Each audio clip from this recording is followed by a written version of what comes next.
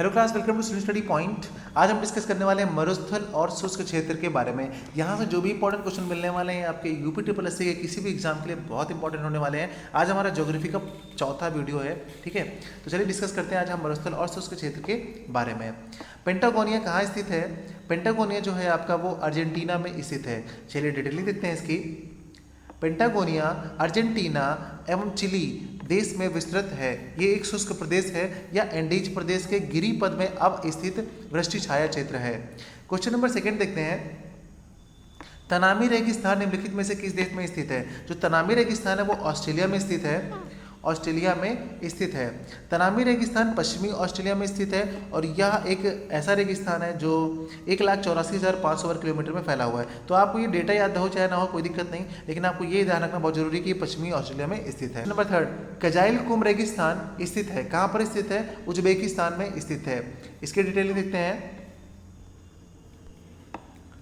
कजाइल कुम रेगिस्तान मध्य एशिया के उज्बेकिस्तान और कजाकिस्तान देशों में स्थित है। इसका कुल क्षेत्रफल 1,15,000 वर्ग मील है। यह अरल सागर के दक्षिण पूर्व में सीर दरिया और अमू दरिया नदियों के बीच स्थित है। तो इंपॉर्टेंट क्वेश्चन है ये, सीर दरिया और अमू दरिया जो नदियां हैं वो किस देश में स्थित हैं? तो आप ध्यान रखिएगा, उज्बेकिस्तान। इन दोनों दरियों के बीच में स्थित है आपका कजाइल कुम रेगिस्तान। विश्व में सबसे बड़ा गर्म रेगिस्तान कौन सा है? Very important question. तो ये आपका सहारा है। सहारा रेगिस्तान जो है विश्व का सबसे बड़ा गर्म रेगिस्तान है। इसके डिटेल देखते हैं। विश्व का सबसे बड़ा गर्म रेगिस्तान सहारा है जो कि उत्तरी अफ्रीका के उपोष्ण कटिबंधीय क्षेत्र में पड़ता है। इसका कुल क्षेत्रफल लगभग 3.6 मिलियन वर्ग मील है। क्वेश्चन नंबर 5 देखते हैं। मरुद्वीप संबंधित है किससे? रेगिस्तान से संबंधित है। इसकी डिटेलिंग देखते हैं। मरुद्वीप का मतलब होता है ओसेसिस, ठीक है। रेगिस्तान से संबंधित है या शुष्क क्षेत्र में मीठे पानी के स्रोत द्वारा निर्मित उपजाऊ क्षेत्र होता है। यह रेगिस्तानी क्षेत्र में उपजाऊ क्षेत्र होता है जहाँ पर खट्टे फल, कपास, खजूर, गेहूँ एवं मक्का आदि उत्पादित किए जाते हैं। क्वेश्चन नंबर 6 देखते हैं। निम्नलिखित में से कौन सा देश आंशिक या पूर्ण रूप से सहारा रेगिस्तान में नहीं है? तो कौन सा देश नहीं है? नाइजीरिया नहीं है। ध्यान रखिएगा, नाइजीरिया नहीं है। तो यहाँ पर देखते हैं हम डिटेलिंग इसकी।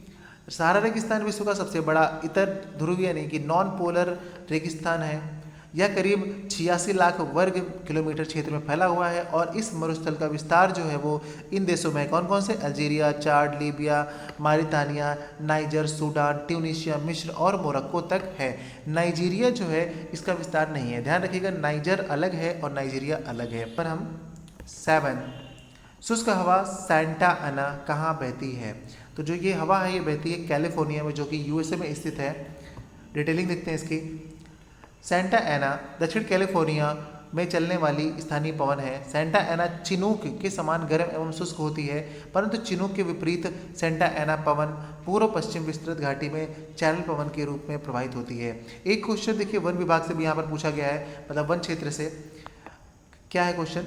जहाँ ऋतु के अनुसार पेड़ों से पत्तियां झड़ जाती हैं उन्हें क्या कहते हैं? उसे कहते हैं पर्णपाती। क्या कहते हैं? पर्णपाती। डिटेल देखते हैं इसकी।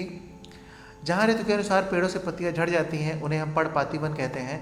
उत्तर भारत में तथा समशीतोष्ण क्षेत्रों में यह शरद ऋतु में होता है। ये आपको ध्यान रखना है किस ऋतु में ये होता है, ठीक है। इस कारण उस मौसम को पतझड़ भी कहा जाता है।